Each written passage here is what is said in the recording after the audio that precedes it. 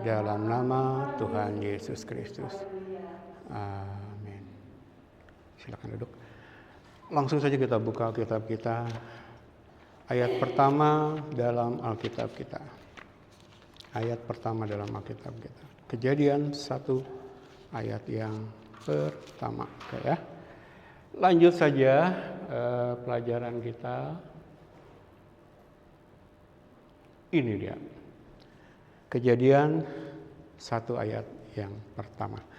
Pada mulanya Allah menciptakan langit dan, kayaknya kalau semua orang Kristen ditanya pasti hafal ya. Satu-satunya ayat yang paling dihafal oleh semua orang Kristen ini. Pada mulanya Allah menciptakan langit dan bumi. Saya coba berikan visualisasinya seperti ini ya.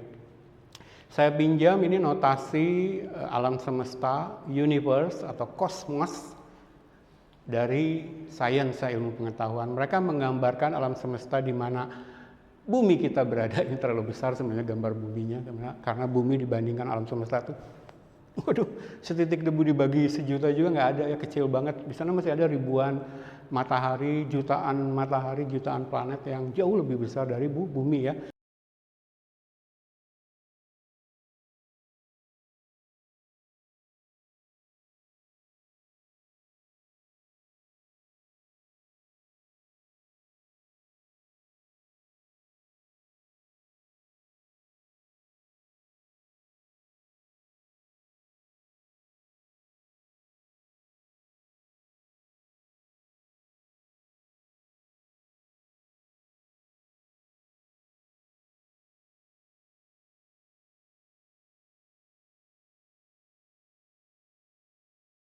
Jadi ini terlalu besar sebenarnya, tapi nggak apa-apa lah. Ini gambaran saja. Jadi ini notasi alam semesta atau universe atau kosmos yang digambarkan oleh para saintis ya, ilmuwan-ilmuwan yang memiliki otak jenius-jenius seperti ini ya. Nah, kita baca ya. Pada mulanya Allah menciptakan langit dan bumi. Pada mulanya itulah saatnya Allah menciptakan yang namanya waktu. Allah di luar waktu ya. Ingat, waktu yang kita alami, yang kita jalani sekarang itu Allah di luar itu ya. Jadi Allah yang menciptakan waktu. Ketika Allah pertama kali menciptakan alam semesta, saat itulah Allah menciptakan waktu ya. Jadi pada mulanya ini menunjukkan pertama kali waktu yang kita kenal, yang kita jalani, yang di dalamnya kita terkurung, terbelenggu, itu diciptakan, lalu waktu berjalan ya seiring keberadaan alam semesta. Jadi pada waktunya Allah menciptakan langit. Langit ini ruang ya. Jadi ada waktu, ada ruang ini ya. Alam semesta ini ruang. Allah pada mulanya Allah menciptakan langit dan bumi. Nah, bumi ini zat, materi, matter ya. Ada berapa jenis zat yang kita pelajari waktu sekolah? Ada zat padat, katanya. Ada zat cair, ada uap. Mungkin sekarang ditemukan jenis zat-zat baru ya kalau kita ikuti lagi perkembangan ilmu pengetahuan. Nah, zat atau matter, materi inilah yang mengisi ruang. Jadi semua yang mengisi alam semesta itu zat, termasuk manusia. Manusia itu ada benda, ada zat padatnya, ada zat cairnya, ada udaranya ya. Kita menghirup udara dalam kehidupan kita, ketika kita bernapas itu unsur zat gasnya. Jadi ini ya.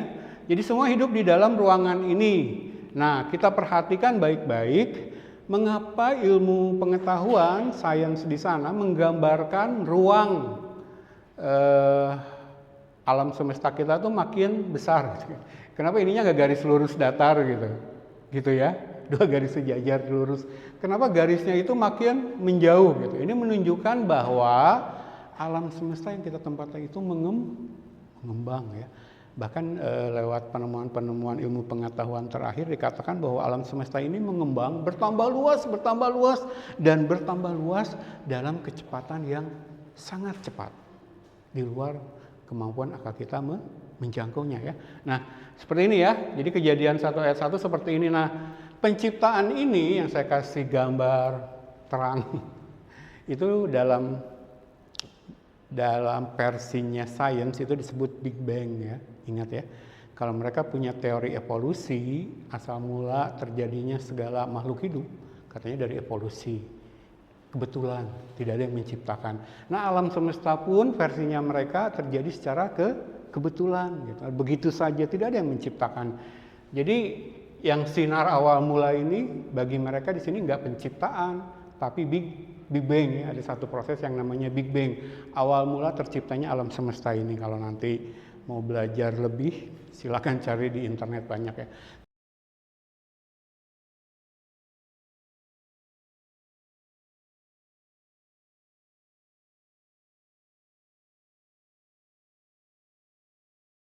Tapi bagi kita, iman Kristen dimulai dari penciptaan ya, Allah yang menciptakan segala sesuatu. Nah, kembali ke notasi di mana secara ilmu pengetahuan pun mereka sudah mengakui bahwa alam semesta ini semakin luas dan luas. Kita akan lihat gambar selanjutnya.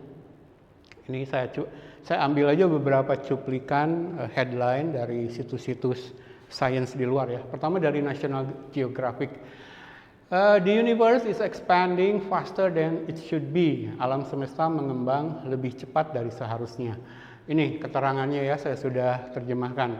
Pengukuran terakhir dengan teleskop luar angkasa Hubble menunjukkan bahwa alam semesta mengembang lebih cepat dari model-model yang diperkirakan oleh para ilmuwan. Satu petunjuk bahwa suatu unsur tak dikenal bisa jadi sedang bekerja di alam semesta.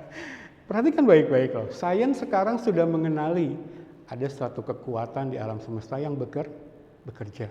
Mereka menuliskannya unsur tak dikenal, pihak tak dikenal, sesuatu yang ilmu pengetahuan belum bisa menjangkaunya. Tapi mereka menemukan realitas ini. Jadi alam semesta makin meluas itu karena ada katanya satu kekuatan yang membuat alam semesta mengembang. Nah, kalau kita punya iman Kristen, kalau kita cari jawabannya dalam wahyu ilahi ini, ilmu pengetahuan kan sudah mengakui, tidak tahu itu, karena mereka tulis tidak dikenal. Tapi kalau kita memiliki iman Kristen, kita tahu jawabannya. Kekuatan apa yang bekerja di alam semesta? Amin? Kekuatan Allah ya. Nah, sekarang kita mulai pakai logika kita ya, makanan keras. Jadi jangan dimatikan pikiran kita. Mengapa Allah membuat alam semesta mengembang terus, makin luas? Ingat ya, ambisi manusia yang didorong oleh dosa. Dosa itu apa sih? Pride ya, bangga diri. Manusia punya ambisi satu ketika bisa mencapai ujungnya alam semesta. Jadi dengan ilmu pengetahuan, dengan teknologi, mungkin suatu saat kita akan berhasil menciptakan satu pesawat yang cepatnya sedemikian cepat sehingga bisa mengarungi alam semesta, lalu katakanlah mencapai ujungnya alam semesta, tepinya ujung alam semesta. Seperti kita datang ke pantai, nah di sana kan tinggal air laut, rupanya ini ujung alam semesta.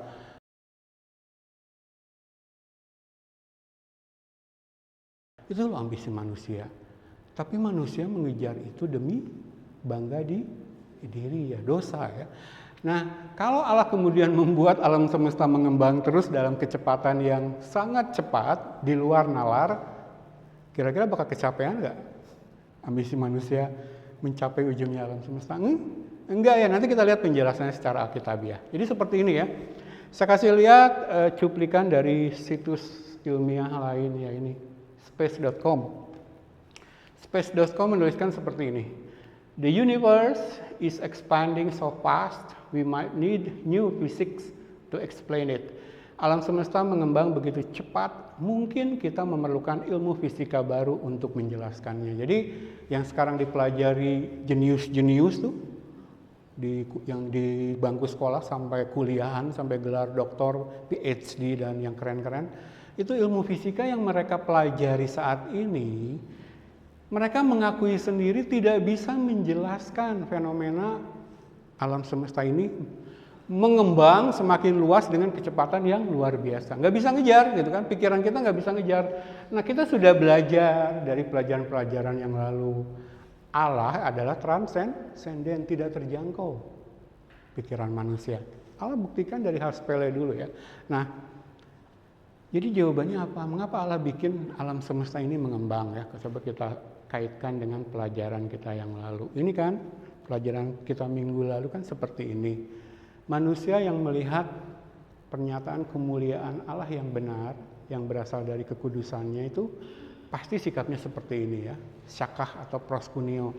Bersujud sampai muka menyentuh tanah, merendahkan diri, mengakui engkaulah Allah, tidak ada yang lain. Beda dengan gereja akhir zaman. Seperti ini kan? Sekarang mereka beribadah di gereja-gereja mereka. Mereka katanya meninggikan Allah lewat pujian mereka. Tapi sikap hati mereka seperti ini kan? Dengan free will-nya. Nah, kita sudah belajar seperti ini. Nah, kita sudah belajar dari notasi ini bahwa Allah tuh nggak di puncak kebanggaannya manusia, dia nggak tinggal di sini, dia nggak bisa diatur oleh manusia, karena dia Allah ya. Allah yang benar kita sudah sebutkan bahwa Allah yang benar itu berdiam bersemayam di atas sana ya, di atas sana, di langit tingkat yang ketiga atau Firdaus. Ya. Rasul Paulus katakan langit tingkat ketiga ini Firdaus. Ingat ketika salah seorang penjahat yang disalib bersama dengan Yesus masuk ke dalam iman Kristen yang benar, mengakui Yesus sebagai Tuhan dan Juru Selamat, bertobat atas dosa-dosanya, lalu meminta belas kasihan Tuhan, Yesus, ingatlah akan aku ketika engkau datang sebagai Raja. Maka jawaban Yesus kepada penjahat yang bertobat ini apa?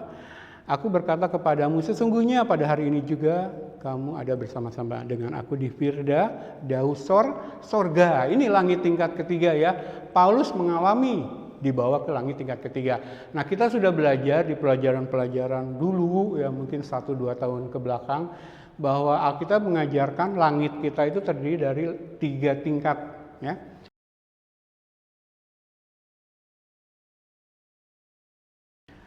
Langit tingkat pertama adalah atmosfer bumi ya, ini yang melingkupi bumi di mana makhluk hidup ada ya, bernapas. Lalu langit tingkat kedua ini luar angkasa ya. Yang di dalamnya lah ya, bumi ada ya, yang disebut alam semesta.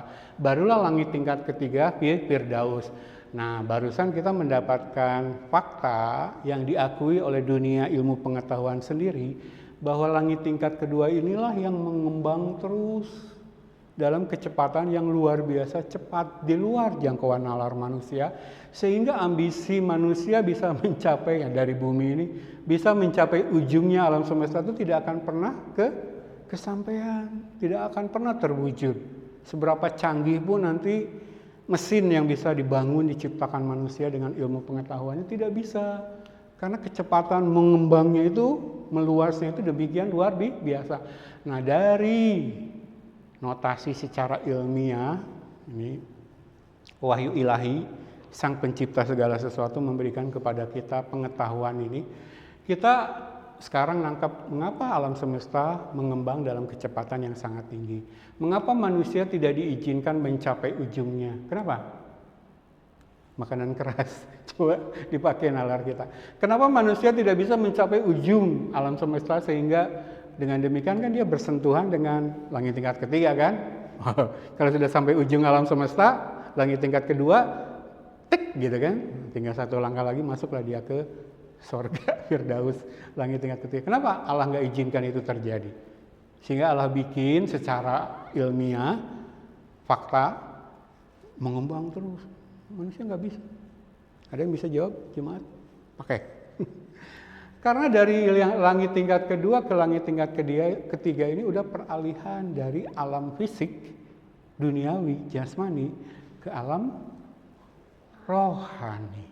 Ingat ya, kita sudah belajar, Allah transenden. Nah, ketransendenan Allah, keterjangkauan Allah, hanya bisa dikomunikasikan kepada manusia ketika manusia memiliki roh. Makanya Allah menciptakan manusia, lalu menghembuskan rohnya. Itu yang disebut manusia rohani. Makanya hanya manusia rohani yang bisa menangkap hal-hal rohani yang dari Allah.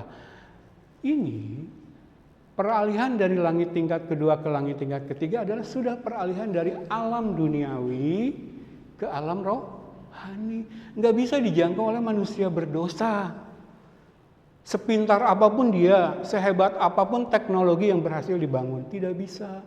Makanya Allah bikinlah, ini salah satu penjelasan dari firman tentang realitas ilmu pengetahuan di luar.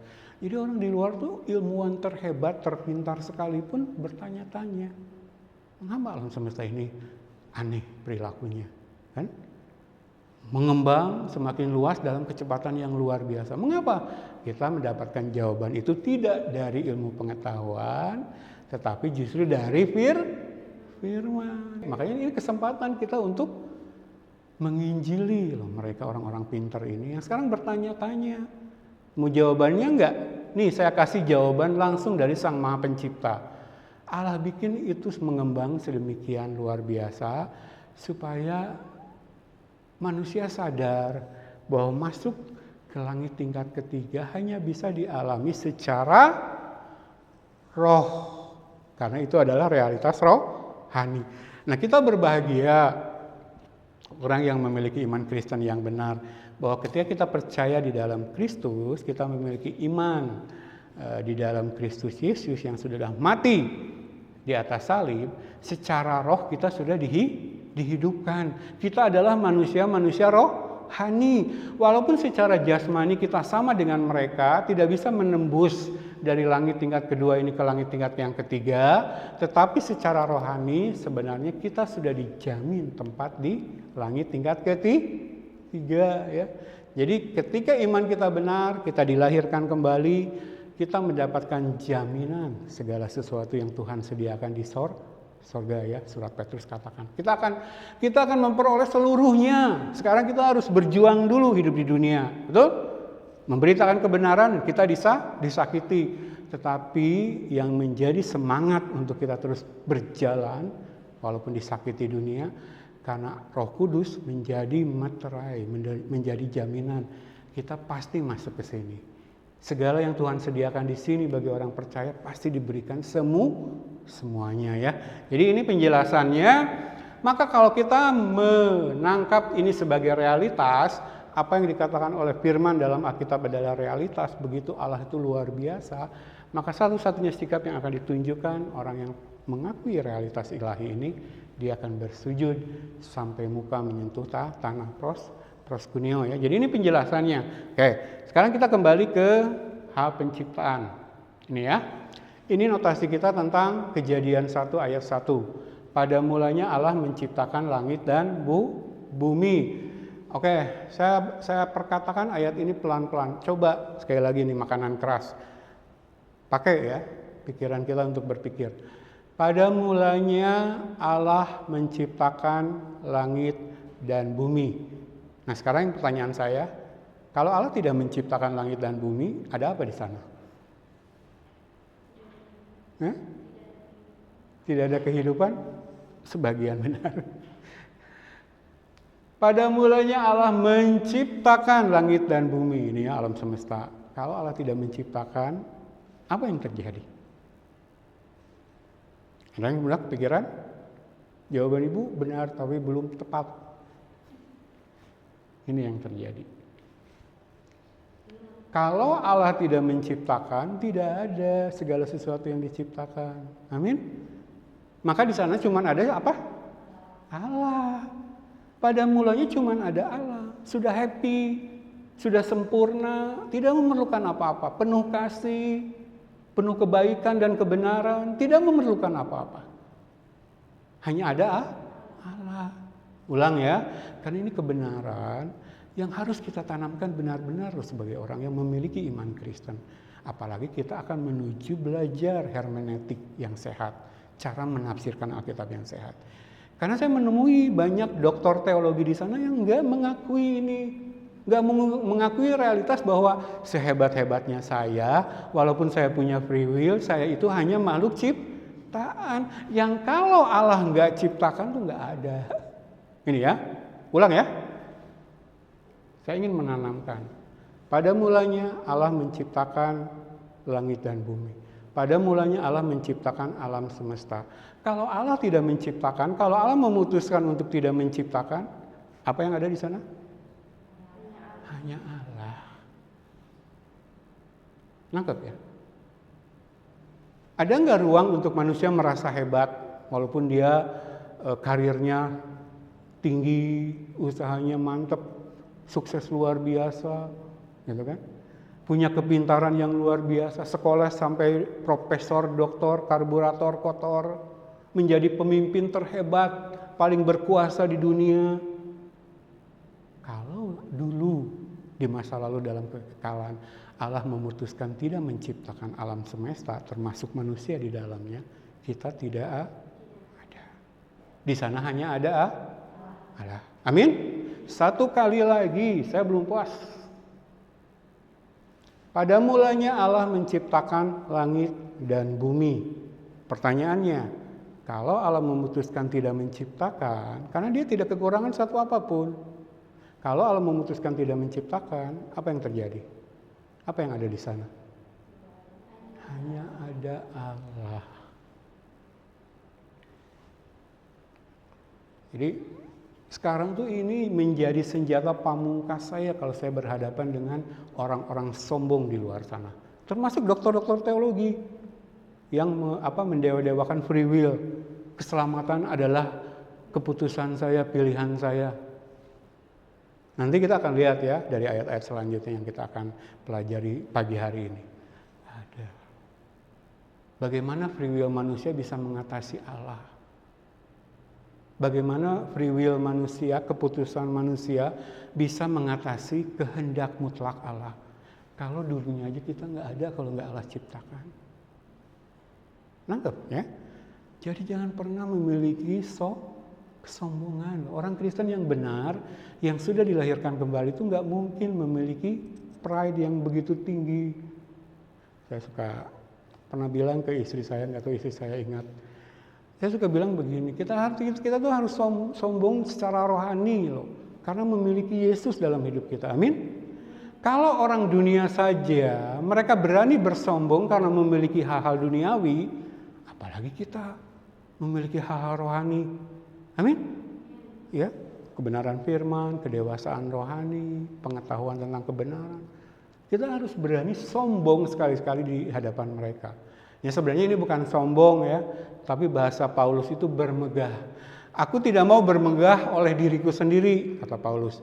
Tapi aku hanya mau bermegah oleh Kristus, oleh Injilnya Kristus. Berani loh berhadapan dengan mereka yang berani sombong oleh hal-hal duniawi. Berani mengkonfrontasi mereka, menyatakan kebenaran kepada mereka. Kamu sebenarnya bodoh. Walaupun kamu merasa pintar, itu perkataan firman loh. Nanti saya cantumkan ya ayatnya. Walaupun merasa kaya, merasa pandai, mereka itu bodoh, miskin, telanjang ketika mereka tidak memiliki kekayaan rohani. Berani sombong di hadapan mereka, berani menyuarakan kebenaran. Itu loh. Jadi kita berlutut di hadapan Allah, sikap tadi syakah proskuneo, tetapi ketika berhadapan dengan dunia, kita berdiri dengan gagah. Allah di pihak saya. Kalau kamu berani sombong dengan kekayaan duniawi kamu, dengan kebanggaan-kebanggaan duniawi kamu, aku bermegah di dalam Kristus. Berani nyatakan kebenaran. Jangan diam saja ketika orang-orang yang sombong dengan hal-hal duniawi ini justru lebih vokal dari kita. Merusak keluarga kita, menyesatkan keluarga kita, menyesatkan jemaat kita dengan pengaruh-pengaruh jahat mereka yang dipakai oleh kuasa iblis. Berani nyatakan kebenaran. Itu salah, ini yang benar. Nah, kita udah belajar di awal. Ilmu pengetahuan sudah mengakui ini ada unsur yang tidak dikenal yang sedang bekerja, yang membuat alam semesta mengembang dengan begitu cepat sehingga ambisi saya untuk mencapai ujungnya nggak akan pernah tercapai. Apa ini unsur tadi kenal? Mereka ngaku kalah. Padahal mereka begitu membangga-banggakan sains. Kita punya jawabannya loh dari Sang Maha Pencipta. Makanya Paulus bilang, nggak mau aku bermegah hal-hal duniawi. Dengan diriku sendiri saja aku nggak mau bermegah. Tapi kalau menyangkut kebenaran firman, Kristus, Injilnya, bermegah. Yang berani macam-macam, lawan. Maksudnya lawan dengan menyatakan kebenaran. Makanya dalam teologi, ketika nanti kita belajar Alkitab, kita akan belajar satu istilah. Ya. Jadi sedikit-sedikit saya bagi. Ada istilah bahwa kita itu diciptakan ex nihilo, ini bahasa Latin, ex nihilo. Alam semesta termasuk manusia itu diciptakan ex nihilo. Dari tidak ada menjadi ada. Itu loh, kita tuh dulunya tidak ada. Nah, para dokter-dokter teologi ini tahu ex nihilo. Oh, mereka pastilah memperkatakan, suruh menjelaskan. Tapi kadang karena ada kepentingan, ada ego, ada pride di sana, dalam prakteknya mereka tidak mengakui ini. Jadi masih saja membangga-banggakan free will gitu kan. Ex nihilo, kamu tuh dulu nggak ada, Tuhan jadikan ada dalam proses penciptaan. Jadi jangan berani-berani, jangan coba-coba meninggikan diri terhadap Allah yang kudus ya. Ex nihilo ya, jadi perbendaharaan kita tentang istilah teologi tambah lagi. Jadi jangan malu nanti berhadapan dengan dokter-dokter teologi. Saya tahu ex nihilo di gereja saya sudah diajari, makanya kamu jangan sombong. Berani? Berani nggak? Walaupun di hadapan dokter teologi. Kalau ada ketemu dokter teologi yang masih tidak menerima doktrin predestinasi karena bangga dengan free will-nya, katakan, maaf, di gereja kami sudah belajar ex nihilo. Bapak dokter, kalau enggak diciptakan Tuhan, enggak ada, Pak. Jangan sombong di hadapan Allah. Bagaimana free will manusia bisa mengatasi Allah? Dulunya cuma ada Allah. Coba bayangkan ya, enggak masuk logika loh kalau iman Kristennya kita benar. Dulu hanya ada Allah, berkecukupan, happy ya, maha bahagia, makarios, tidak ada perlu siapapun. Tapi karena limpahan kasihnya, lalu Allah memutuskan untuk menciptakan alam semesta termasuk manusia. Nggak ada gitu dalam pemandangan Allah, dalam pikiran Allah, ya nggak mungkin ada. Kalau ada dia bukan Allah, nggak ada pikiran nanti saya akan menciptakan manusia, saya akan kasih free will, yang dengan free will-nya itu dia bisa memveto kehendak saya. Memveto itu menganulir, mengubah keputusan Allah. Manusia seolah-olah berkuasa dengan free will-nya, nggak ada. Yang namanya makhluk ciptaan itu tunduk pada pencipta.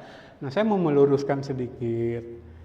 Makanya kan minggu kemarin kita sudah belajar, karena kita berhadapan dengan Allah yang kudus, dalam segala sesuatu jangan pakai referensi manusia. Kalau kita berbicara tentang hal mencipta saja, menciptanya Allah dengan menciptanya manusia itu lain. Allah itu menciptakan ex nihilo. Dari tidak ada menjadi ada. Tapi kalau manusia disebut menciptakan, kan sebenarnya dia mengubah dari satu bentuk ke bentuk yang lain. Itu kan? Jadi katakanlah manusia menciptakan mobil canggih. Sebenarnya manusia nggak menciptakan.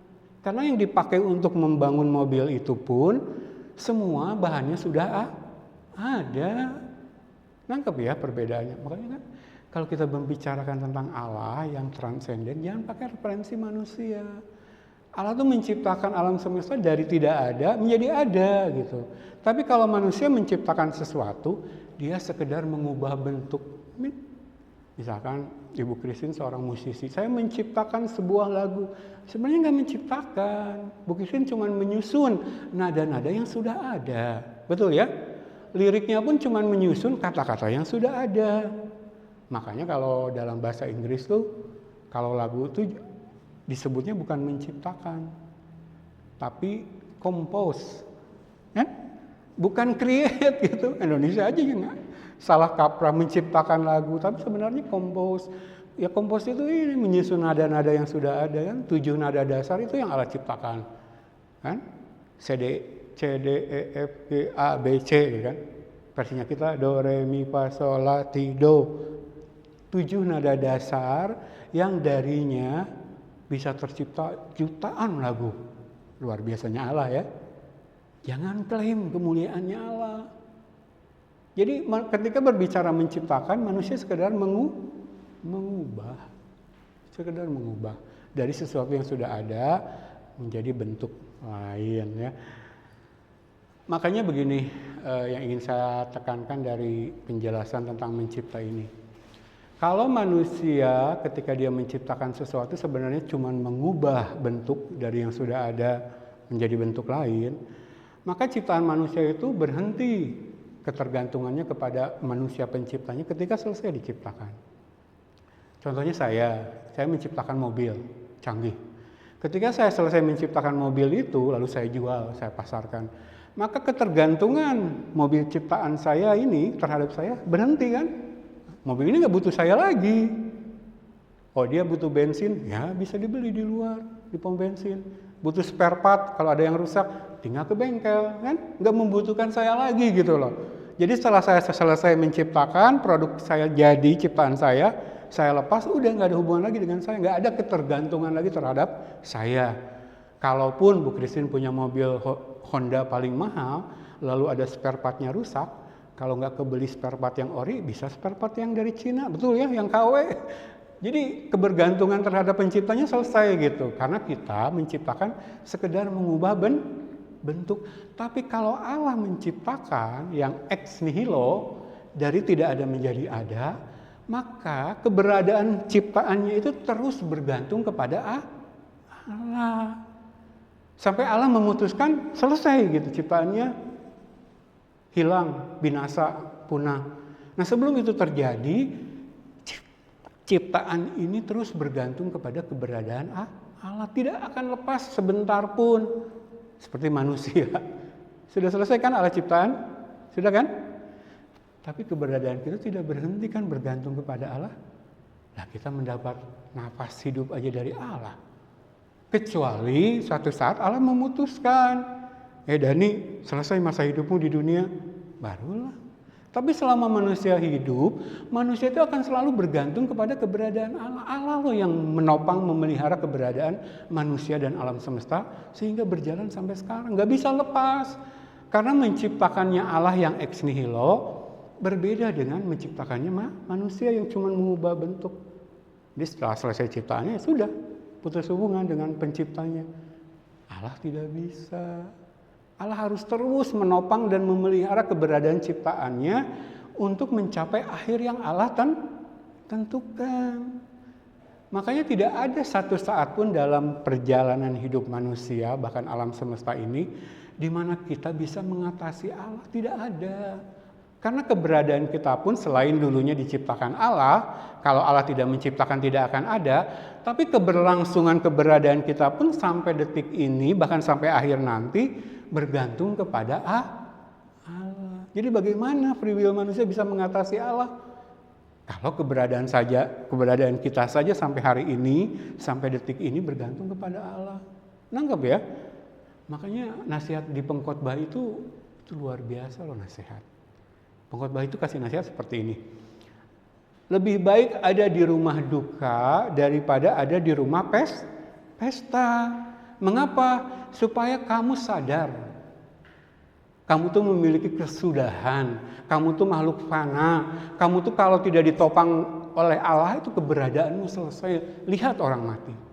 Kalau Allah memutuskan selesai. Itu loh. Alkitab tuh memberi nasihat kepada kita. Setiap hari kita melihat orang mati. Harusnya kita disadarkan. Walaupun kita nggak datang ke rumah dukanya gitu. Kematian itu menyadarkan bahwa nggak ada tempat buat manusia berbangga di hadapan Allah. Berdiri di hadapan Allah dengan congkak, nggak ada. Sikap manusia satu-satunya di hadapan Allah Maha Kudus adalah syakah prosku neo, menundukkan diri ya. Ini ya. Oke. Jadi kalau Allah tidak menciptakan, tidak ada.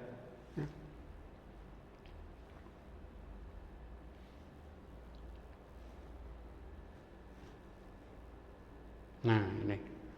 Jadi kalau sebelum alam memutuskan untuk menciptakan alam semesta dan segala isinya, ini ya, pada mulanya di masa lalu dalam kekekalan hanya ada Allah. Nah di masa lalu ini ukuran waktu saya kasih tanda kutip karena sekali lagi Allah tidak mengenal waktu. Allah ada di luar jangkauan waktu yang membelenggu kita ya. Jadi di masa lalu dalam kekekalan hanya ada Allah, satu Allah, tiga pribadi ya. Allah Bapa, Allah Anak dan Roh Kudus. Ketiganya ada dalam bahagia sempurna. Ya, ada dalam sukacita sempurna, tidak kurang satu apapun ya. Jadi jangan punya pikiran, karena ini kan diajarkan di luar sana. Ada gereja yang mengajarkan bahwa Allah menciptakan alam semesta termasuk manusia itu karena Allah membutuhkan. Butuh dari mana? Jadi Allah itu sempurna ya. Sempurna. Jadi seperti ini. Nah, setelah ini ditanamkan di dalam hati, kita akan telusuri ayat-ayat ya secara kronologis untuk menanamkan dalam diri kita bahwa kalau Allah tidak ciptakan, kita tidak ada ya. Tidak ada tempat untuk kita berbangga diri. Oke. Nah, saya mulai dari ayat ini. Kenapa? Karena ini bercerita tentang Kristus sebagai Allah ya. Karena kita mengenal Allah dari Kristus ya.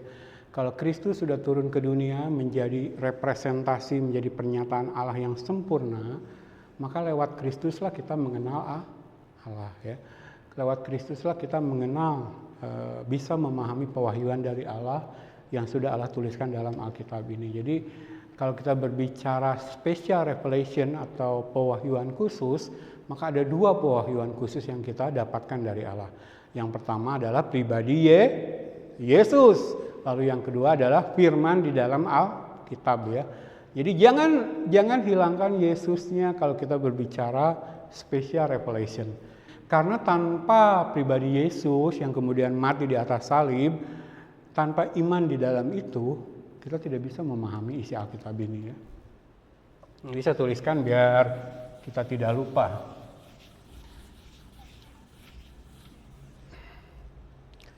Kalau kita berbicara pewahyuan khusus,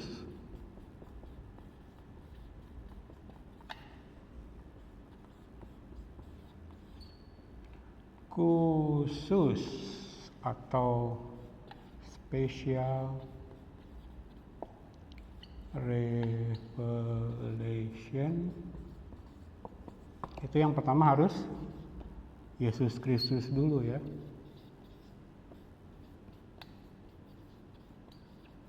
Baru yang kedua apa? Firman dalam Alkitab.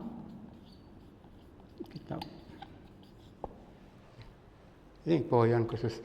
Jadi kalau pewahyuan umum kan lewat alam semesta ya. Sebenarnya manusia tuh lihat gunung, lihat bumi ini, lihat planet-planet, lihat matahari, lihat bulan, lihat tumbuh-tumbuhan, itu semua sebenarnya menunjuk kepada Allah ya, bahwa Allah itu ada. Tapi itu kan pewahyuan umum, general revelation, yang bagi manusia berdosa nggak bisa. Jadi bayangkan zamannya Adam dan Hawa masih ada dalam relasi dengan Allah, belum jatuh ke dalam dosa. Setiap Adam dan Hawa lihat tanaman itu langsung memuliakan Allah. Mereka minum air langsung memuliakan Allah. Semua yang ada di sekitar mereka menunjuk kepada Allah. Tetapi setelah jatuh ke dalam dosa, manusia mati secara rohani. General revelation atau pewahyuan umum tidak lagi bisa berbicara tentang Allah kepada manusia. Malah manusia menyembah yang lain. Ya, betul tidak? Merasa mendapat berkat dari pohon, ya pohonnya disembah, gitu kan? Nggak menunjuk lagi kepada Allah. Itu general revelation ya. Tidak mampu lagi menunjuk kepada Allah bagi manusia yang berdosa. Makanya harus ada special revelation. Yang pertama Yesus. Yesus harus datang dulu ke dunia lalu mati menebus dosa manusia. Nah, siapa yang percaya kepada Yesus baru bisa memahami, menunjuk kepada Allah, menceritakan tentang Allah. Barulah ketika manusia melihat alam sekitar, manusia akan memuliakan Allah ya. Ini orang-orang yang sudah dilahirkan kembali. Tapi kalau tidak ya. Maka kita mulai dari ayat ini. Filipi pasal 2 mulai ayat yang kelima. Kita sudah belajar banyak, tapi kita akan ulang. Demikian firman Tuhan. Hendaklah kamu dalam hidupmu bersama menaruh pikiran dan perasaan yang terdapat juga dalam Kristus Yesus, yang walaupun dalam rupa Allah tidak menganggap kesetaraannya dengan Allah itu sebagai milik yang harus dipertahankan, melainkan telah mengosongkan dirinya sendiri dan mengambil rupa seorang hamba dan menjadi sama dengan manusia. Dan dalam keadaan sebagai manusia, ia telah merendahkan dirinya dan taat sampai mati, bahkan sampai mati di kayu salib. Itulah sebabnya Allah sangat meninggikan dia dan mengaruniakan kepadanya nama di atas segala nama, supaya dalam nama Yesus bertekuk lutut segala yang ada di langit dan yang ada di atas bumi dan yang ada di bawah bumi, dan segala lidah mengaku Yesus Kristus adalah Tuhan, bagi kemuliaan Allah Bapa. Jadi teks Alkitab panjang ini menceritakan tentang special revelation yang pertama. Yesus harus turun dulu. Manusia sudah tidak bisa mengenali Allah, tidak bisa memuliakan Allah. Semua manusia, semua orang berdosa dan telah kehilangan kemuliaan Allah. Roma 3 ayat 23. Jadi ketika mereka melihat alam semesta pun, bagi mereka tidak lagi menunjuk kepada Allah. Harus ditebus dulu, harus dibenarkan dulu, supaya manusia bisa mengenali lagi Allah dan memuliakan Allah. Turunlah Yesus, taat, setia sampai mati di salib, ya, untuk menyatakan siapa Allah itu. Sehingga manusia yang mau percaya kepadanya, memiliki iman di dalam Kristus, bisa lagi melihat kemuliaan Allah, ya, terutama lewat pengajaran firman, ya. Allah menyatakan dirinya dalam firman-Nya ini ya. Nah, sekali lagi apa yang dilakukan Allah bagi manusia, termasuk penderitaan Yesus, pengorbanan Yesus, ujung-ujungnya adalah bagi kemuliaan Allah. Segala hal itu ujung-ujungnya semua bagi kemuliaan Allah. Karena segala sesuatu ada bersumber dari Allah, dan semua akan berakhir di dalam Allah. Sekarang pun kita ada karena Allah menopang, memelihara. Nggak ada yang berhak menerima, mendapatkan, mengambil kemuliaan. Satu-satunya hanya Allah. Nanggap ya. Jadi ini loh, ada manusia-manusia yang mencoba mengambil kemuliaan bagi dirinya. Kalau ada, jauh-jauh dari dia. Apalagi dia seorang gembala. Ya, contohnya kita sudah belajar banyak minggu lalu, ya. Mencoba mengambil kemuliaan bagi dirinya. Kalau saya jadi jemaatnya, lari, jauhi. Kalau gereja dipimpin orang-orang yang mencoba mengambil, mencuri kemuliaan Allah bagi dirinya, dia belum melihat kemuliaan Allah. Saya berani pastikan. Jadi dari pelayanan dia mencoba memperalat pelayanan gereja untuk mendapat berbagai jenis kemuliaan bagi dirinya. Kekayaan lah, status sosial lah, pujian dari manusia lah. Itu bukan gereja. Kalau ada jemaat mau bergereja di tempat yang gembalanya seperti itu, pasti jemaatnya juga belum melihat kemuliaan Allah. Jemaat yang memang mencari kekristenan versi mereka, sesuai dengan selera mereka, ya. Jadi jangan mau bergereja di gereja yang dipimpin oleh jelas-jelas gembalanya mencoba mencuri kemuliaan yang seharusnya milik Allah, ya. Jadi ini, ya. Nah, di sini ada pernyataan Yesus Kristus itu walaupun dalam rupa Allah, dia tidak menganggap kesetaraannya dengan Allah itu sebagai milik yang dipertahankan. Jadi Yesus Kristus itu adalah Allah. Sebelum segala sesuatu ada, Yesus sudah ada di sana. Karena dia adalah Allah, ya. Lanjut dulu. Nah, ini notasi lain dari gambar tadi, ya. Kalau Allah memutuskan tidak menciptakan apa-apa, hanya ada Allah. Ya, tidak ada hal lain. Tidak ada semua, ya. Hanya ada Allah. Nah, Yesus sudah ada di sana. Sebelum segala sesuatu ada, Yesus sudah ada di sana. Dia adalah firman. Firman itu ada bersama-sama dengan Allah. Firman itu adalah Allah. Nah, coba renungkan. Mengapa untuk menunjuk pribadi Allah, salah satu pribadi Allah dari Trinitas, iman Kristen menyebutnya firman? Mengapa coba? Coba renungkan, pakai nalar kita sedikit. Kenapa nggak sebut Yesus saja? Kenapa harus sebut Yesus, salah satu pribadi Allah itu firman? Ini menunjukkan bahwa firman Allah itu menempati tempat spesial dalam kehidupan orang Kristen. Nangkep ya? Ini loh, makanya kalau ada gereja yang mengabaikan firman, tidak hidup dalam pengajaran firman, itu aneh gitu. Kalau orang masih percaya bahwa itu gereja Tuhan.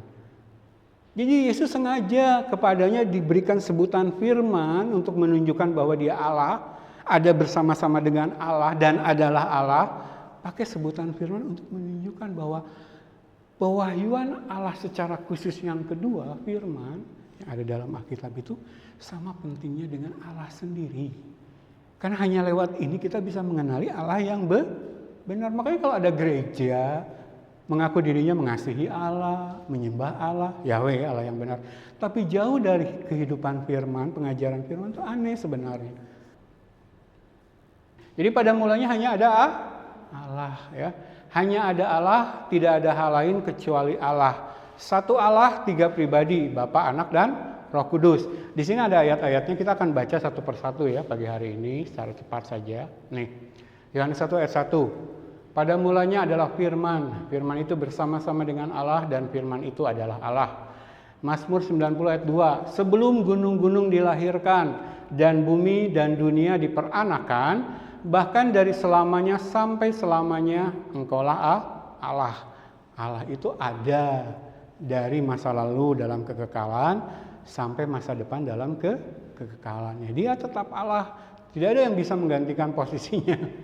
Oke, Yohanes 8 ayat 58. Kata Yesus kepada mereka, "Aku berkata kepadamu, sesungguhnya sebelum Abraham jadi, aku telah ada." Yesus itu seringkali berhadapan dengan orang-orang Yahudi yang bangga diri karena mereka keturunan Abraham, bangsa pilihan Allah. Tapi mereka tidak hidup menurut iman Abraham. Mereka bahkan menolak Yesus. Yesus itu kesal kalau sudah berhadapan dengan orang-orang Yahudi seperti ini ya. Jadi Yesus katakan kepada bangsa yang bangga sebagai keturunan Abraham, tapi tidak hidup sesuai dengan iman Abraham, itu seperti ini. Aku berkata kepadamu, sesungguhnya sebelum Abraham jadi, bapak moyangmu yang kamu bangga-banggakan, sebelum dia ada, aku sudah ada. Yesus bisa saja di sini pakai kata Adam, bukan Abraham. Sebelum Adam ada, aku sudah ada. Karena sebelum Allah menciptakan segala sesuatu, termasuk di situ manusia, Adam, Allah sudah ada. Jadi lebih tepat sebenarnya Yesus pakai Adam di sini. Sebelum Adam ada, aku udah ada. Karena akulah yang menciptakan Adam.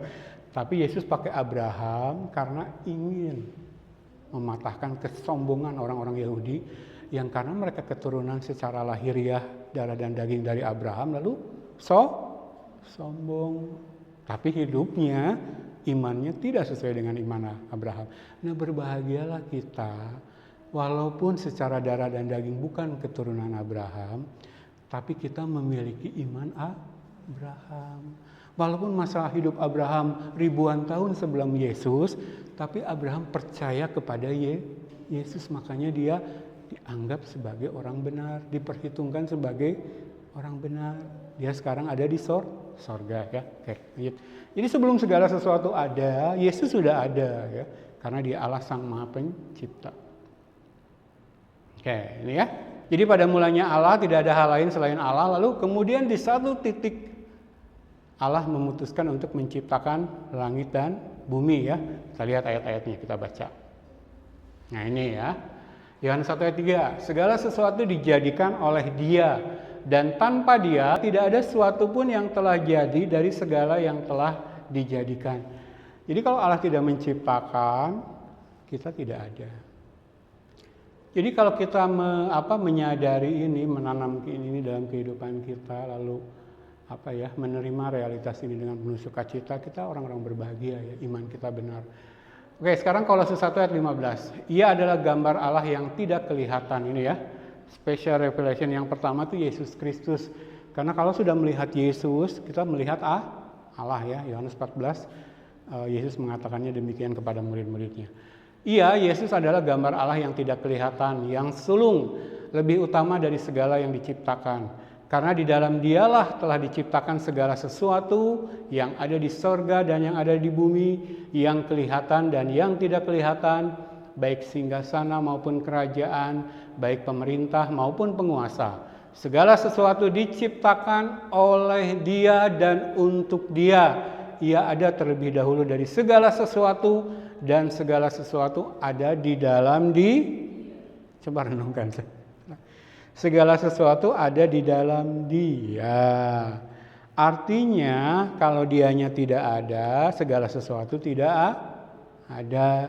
Bisa nggak sih membayangkan sesuatu yang ada di dalam sesuatu?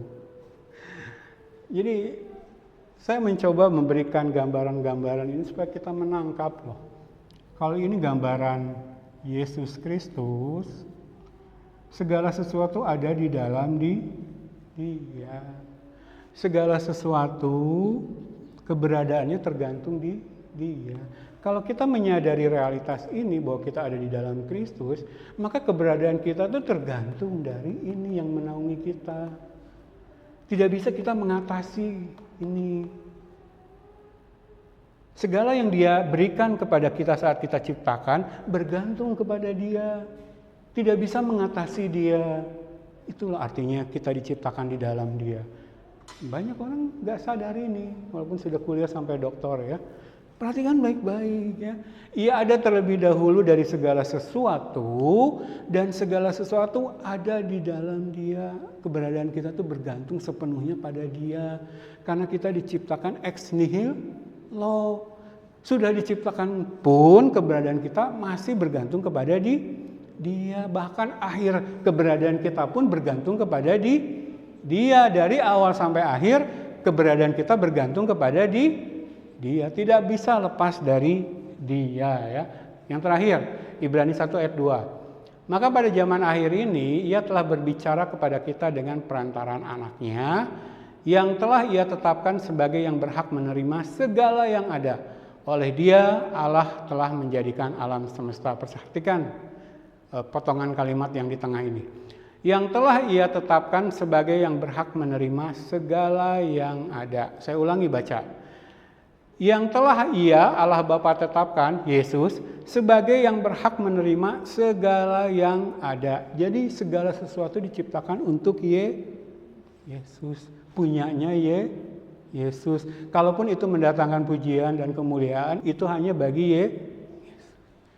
Janganlah mengklaim apapun yang kita miliki di dunia ini sebagai milik kita. Nggak ada. Emang kalau kita mati dibawa, itu aja bukti bahwa itu bukan milik kita. Nanti saat Yesus datang kali yang kedua, Yesus akan klaim semua.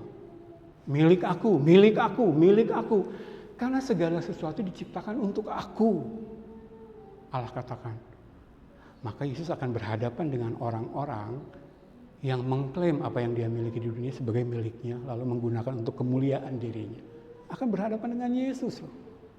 Sebenarnya aku titipkan ini dalam hidupmu supaya kalau menghasilkan kemuliaan dan pujian itu bagiku, bagi Yesus katakan. Tapi kau memakainya untuk kepentingan duniawi, untuk memenuhi nafsu duniawimu, untuk kepujian dirimu sendiri. Bahkan pelayanan gereja kau pakai untuk kepentingan manusiawimu. Nanti saat Yesus datang, saat kita mati duluan berhadapan dengan Dia, Yesus akan klaim semua. Gak ada punya kita. Makanya ketika kita dianugerahi keturunan anak pun, kita ingin lewat kehidupannya sampai dia ketemu Yesus nanti hanya menghasilkan pujian dan kemuliaan bagi Yesus. Makanya kita berusaha membesarkan, mendidik anak kita dalam iman yang benar, iman yang tulus ikhlas. Paulus katakan kepada Timotius, bukan Kristen yang cuma tempelan. Karena orang tuanya mengajarkan itu gitu. Ya. Semuanya diciptakan untuk segala yang ada pada akhirnya harus diterima oleh Yesus. Jadi kalau kita berbicara kemuliaan bagi Allah ya. Ya lanjut. Udah ya, berikutnya. Jadi pada mulanya hanya ada Allah, lalu Allah memutuskan menciptakan segala sesuatu. Nah, keberadaan ciptaannya ini Yesus yang menopang. Yesus menopang segala yang ada dengan firman-Nya yang penuh kuasa. Kita baca ayat-ayatnya ya. Jadi keberadaan kita masih berlangsung. Dani masih bisa berdiri di mimbar, mengajarkan kebenaran firman, lalu jemaat masih ada mendengarkan. Itu pun karena Yesus menopang. Kalau enggak. Usaha kita masih bisa berjalan ya, menghasilkan segala hal yang baik untuk memenuhi nafkah kita. Itu pun karena Yesus menopang. Ada perang Rusia dan Ukraina. Belum terlibat di sana senjata nuklir. Karena Allah belum menentukan waktunya. Itu pun karena Allah yang menopang. Belum waktunya kata Allah. Kalau belum waktunya akhir segalanya menurut kehendak Allah, belum. Mau Rusia ngancem-ngancem kan? Akan menggunakan senjata nuklir. Kalau Allah belum menetapkan, artinya Yesus menopang keberadaan kita sampai hari ini. Makanya kita manfaatkan semua untuk menghasilkan kemuliaan hanya bagi Yesus gitu. Masih bisa beribadah di gereja. Gunakan itu ya, manfaatkan waktu yang ada. Oke, kita baca ayat-ayatnya ya. Nih, Ibrani 1 ayat 3. Ia adalah cahaya kemuliaan Allah dan gambar wujud Allah. Ini ya, Yesus Kristus sebagai special revelation yang pertama itu. Ia adalah cahaya kemuliaan Allah dan gambar wujud Allah dan menopang segala yang ada dengan firman-Nya yang penuh kekuasaan. Dan setelah ia selesai mengadakan penyucian dosa, ia duduk di sebelah kanan yang maha besar di tempat yang tinggi, jauh lebih tinggi daripada malaikat-malaikat, sama seperti nama yang dikaruniakan kepadanya, jauh lebih indah daripada nama mereka. Jadi Yesus walaupun sekarang dia ada di sorga, duduk di sebelah kanan Allah Bapa sudah meninggikan dia setinggi-tingginya karena dia memang Allah yang maha tinggi, dia masih menopang keberadaan kita. Jadi walaupun sekarang Yesus ada di sorga sana, tetapi keberadaan kita, manusia yang hidup di alam semesta ini, masih bertahan ada karena dia menopang. Ketika Yesus menghentikan topangannya, selesai semua. Kalau memang sudah waktunya ya. Nah, contoh terkecil ketika Allah memutuskan Dani mati. Udah Dan, cukup waktu masa hidupmu di dunia ini. Aku gak menopang lagi hidupmu secara duniawi. Pulang. Udah selesai. Apakah dengan free will saya bisa tawar-menawar? Loh Yesus, bukannya saya punya free will? Saya mati sesuai kehendak saya dong. Kenapa Allah menentukan? Bangga dengan free will tuh. Kalau berhadapan dengan kematian selesai. Apa masih bisa gunakan free will kita? Ingat. Makanya lebih berbahagia ada di rumah duka daripada di rumah pesta. Oke, ayat yang kedua, Kolose 1 ayat 17. Ia ada terlebih dahulu dari segala sesuatu dan segala sesuatu ada di dalam Dia. Kembali penegasannya. Segala sesuatu ada di dalam Allah. Jadi keberadaan kita benar-benar sepenuhnya bergantung dari Allah ya, Yesus kita. Oke, lanjut. Nah, lalu akhirnya jadi kita diciptakan Allah yang berkehendak, kalau tidak kita tidak ada, lalu keberadaan kita sekarang masih berlangsung pun bergantung kepada Allah. Nah, akhir kita pun ditentukan oleh Allah, bukan kita milih sendiri. Coba baca ayatnya ini ya. 2 Petrus 3 mulai ayat yang ke-7. Tetapi oleh firman itu juga langit dan bumi yang sekarang terpelihara dari api dan disimpan untuk hari penghakiman dan kebinasaan orang-orang fasik. Saya ulangi ayat pertama, kalimat pertama ini. Tetapi oleh firman itu juga langit dan bumi yang sekarang terpelihara dari api dan disimpan untuk hari penghakiman dan kebinasaan orang-orang fasik. Jadi kalau Allah masih memelihara dunia yang sekarang, yang sudah ditetapkan binasa, termasuk kita yang hidup di dalamnya, akhirnya sudah Allah tetapkan. Akhirnya itu ada di tangan Allah ini. Jadi Allah masih memelihara kehidupan kita sampai sekarang ini, karena ada akhir yang sudah Allah tetapkan. Nggak ngikutin maunya manusia loh.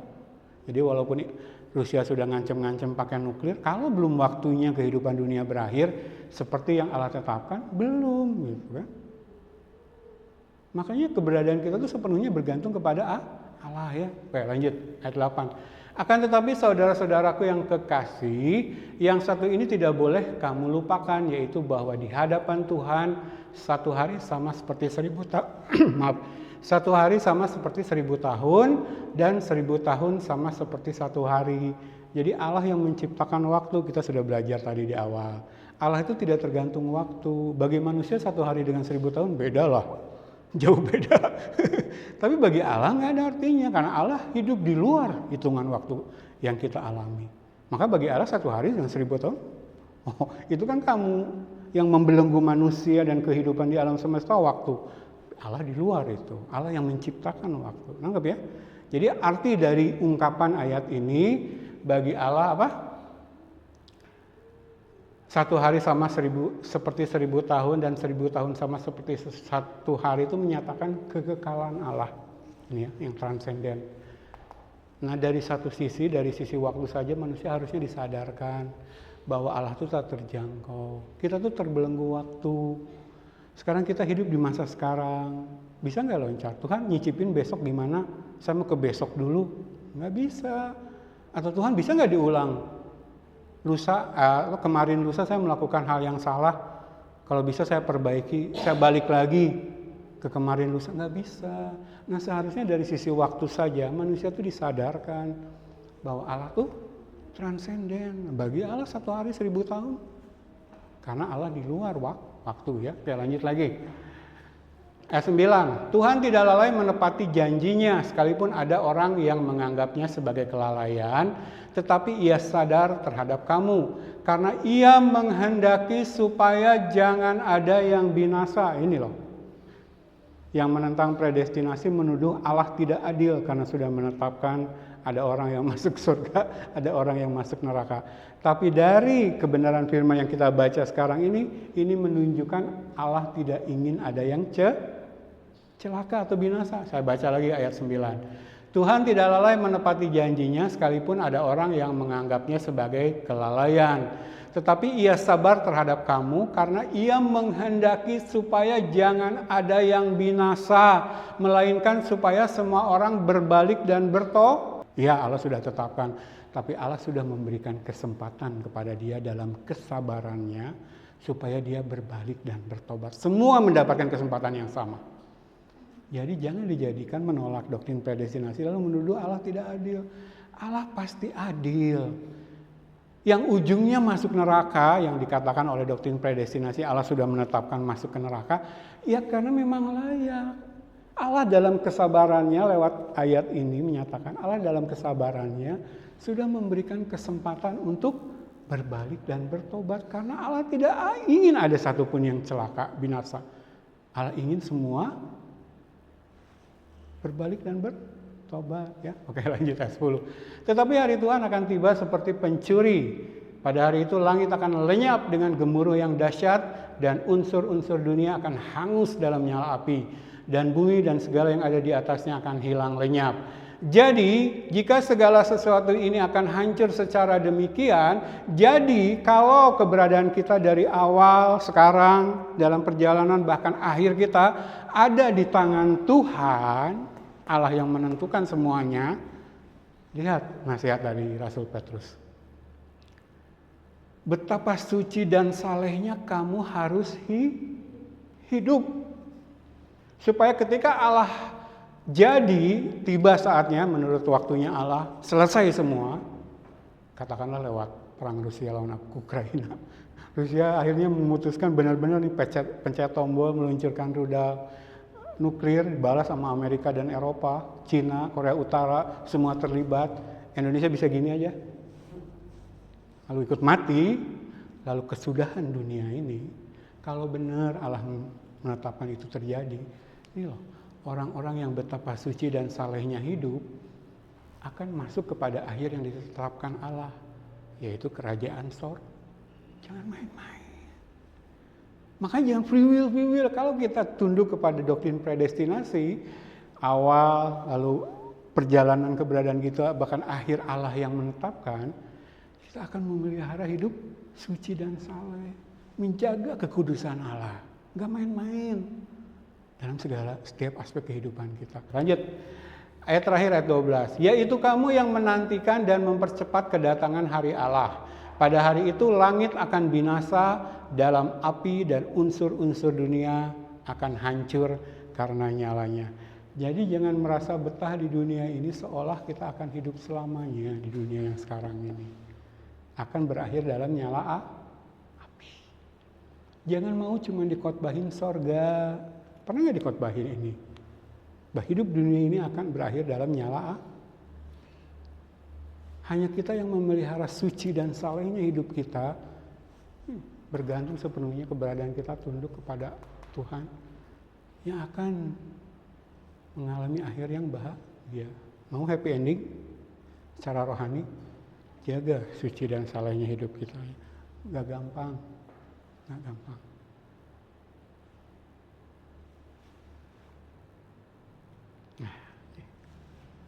Jadi senikmat-nikmatnya, sesukses-suksesnya, sebahagia-bahagianya, sepintar-pintarnya, sehebat-hebatnya hidup di dunia ini, Tuhan sudah menentukan akhirnya. Ini. Oke, ini ayat penutup kita pagi hari ini ya. Akan kita bawa pulang dengan hati penuh sukacita. penuh kebahagiaan. Perhatikan baik-baik. Yesaya pasal 46 mulai ayat yang ke-9. Ingatlah hal-hal yang dahulu dari sejak purbakala, bahwasanya akulah Allah dan tidak ada yang lain. Akulah Allah dan tidak ada yang seperti aku, yang memberitahukan dari mulanya hal yang kemudian dan dari zaman purbakala apa yang belum terlaksana, yang berkata, keputusanku akan sampai dan segala kehendakku akan kulaksanakan, yang memanggil burung buas dari timur dan orang yang melaksanakan putusanku dari negeri yang jauh. Aku telah mengatakannya, maka aku hendak melangsungkannya.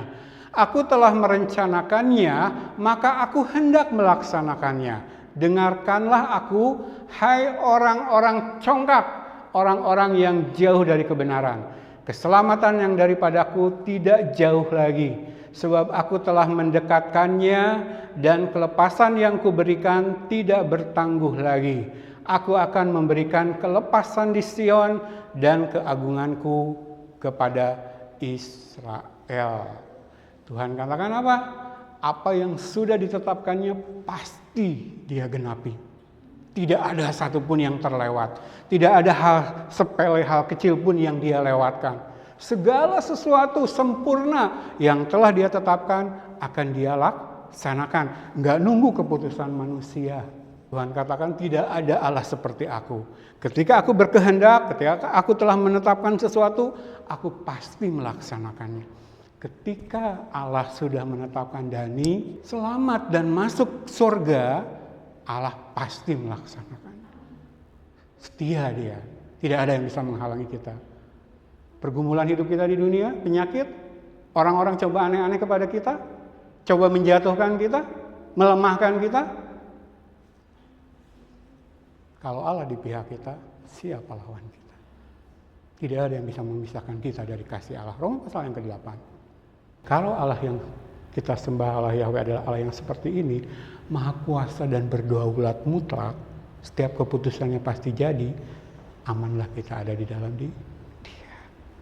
Bawa pulang ke rumah, menghadapi segala tantangan, khususnya secara rohani terhadap iman kita, percaya. Allah yang telah menetapkan kita selamat, Allah akan menopang, menguatkan, memelihara kita dengan kasih dan kuasa-Nya yang ajaib, sehingga kita sampai di langkah terakhir tujuan kita. Amin. Mari saya undang jemaat bangkit berdiri. Kita akan tutup ibadah kita dalam doa.